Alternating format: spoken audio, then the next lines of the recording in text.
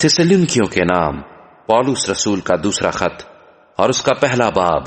जो 12 आयात पर मुश्तमिल है। पौलुस और सिलवानुस और तीमुथियुस की तरफ से थिस्सलुनीकियों की कलीसिया के नाम जो हमारे बाप खुदा और खुदावन यीशु मसीह में है, फजल और इत्मीनान खुदा बाप और खुदावन यीशु मसीह की तरफ से तुम्हें हासिल होता रहे। ऐ भाइयों, तुम्हारे बारे में हर वक्त खुदा का शुक्र करना हम पर फर्ज है, और ये इसलिए मुनासिब है कि तुम्हारा ईमान बहुत बढ़ता जाता है और तुम सब की मोहब्बत आपस में ज्यादा होती जाती है, यहां तक कि हम आप खुदा की कलीसियाओं में तुम पर फख्र करते हैं कि जितने जुल्म और मुसीबतें तुम उठाते हो उन सब में तुम्हारा सब्र और इत्मीनान जाहिर होता है। ये खुदा की सच्ची अदालत का साफ निशान है, ताकि तुम खुदा की बादशाही के लायक ठहरो, जिसके लिए तुम दुख भी उठाते हो,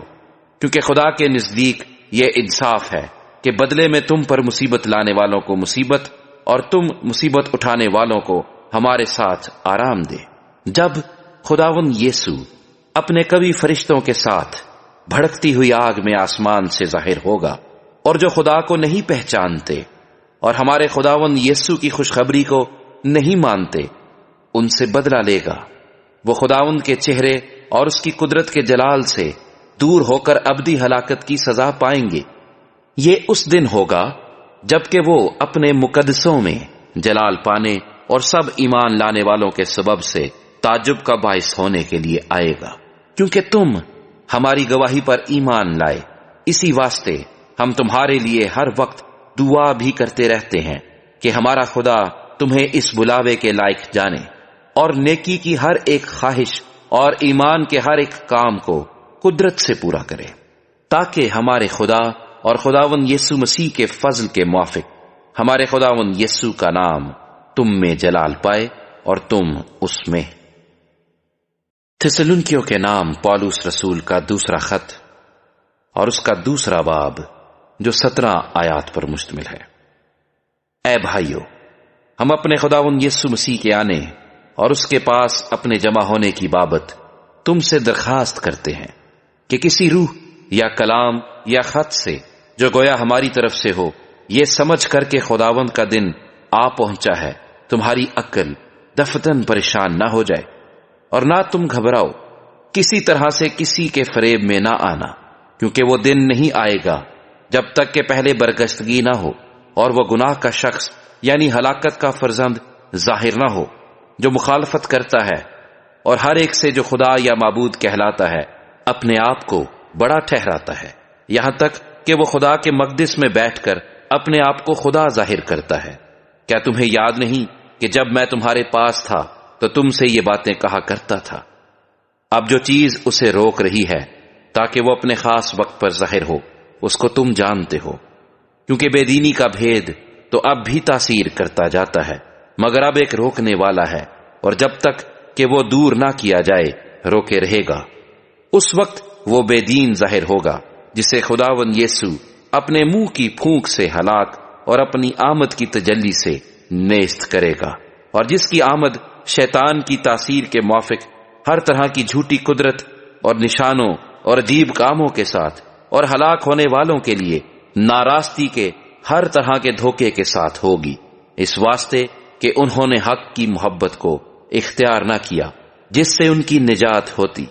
इसी सबब से खुदा उनके पास गुमराह करने वाली तासीर भेजेगा ताकि वो झूठ को सच जाने, और जितने लोग हक का यकीन नहीं करते बल्कि नारास्ती को पसंद करते हैं वो सब सजा पाएं।